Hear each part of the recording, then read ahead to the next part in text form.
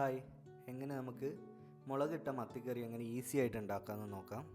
ആദ്യം എണ്ണ ചൂടാക്കിയിട്ട് ചട്ടിയിൽ അതിലേക്ക് കുറച്ച് ഉലുവ ആഡ് ചെയ്ത് കൊടുക്കാം. ഉലുവ ഒന്ന് മൂത്ത് വരുമ്പോൾ ഇഞ്ചി പച്ചമുളക് ചതച്ചതും അതുപോലെ തന്നെ ചെറിയുള്ളി ചേർക്കുന്നതാണ് ഏറ്റവും നല്ലത്.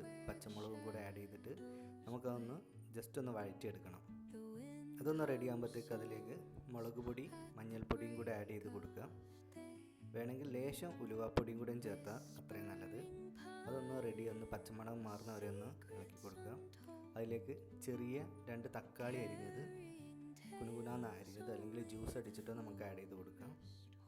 അതൊന്ന് നമുക്ക് ജസ്റ്റ് ഒന്ന് ഇതാകുമ്പോഴത്തേക്ക് കുറച്ച് വെള്ളം ഇളക്കിയിട്ട് ഒഴിച്ച് ചൂടുവെള്ളം ഒഴിച്ച് കൊടുക്കുന്നതായിരിക്കും ഏറ്റവും നല്ലത്.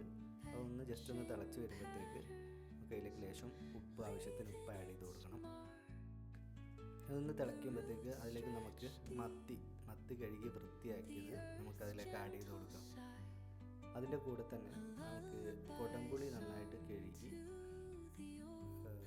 ലേശം വെള്ളം ഒഴിച്ചിട്ടൊന്ന് റെഡിയാക്കി വെക്കണം. എന്നിട്ട് അതിലേക്ക് കൊടംപുളിയാണ് ഞങ്ങളിവിടെ ചേർക്കലധികം.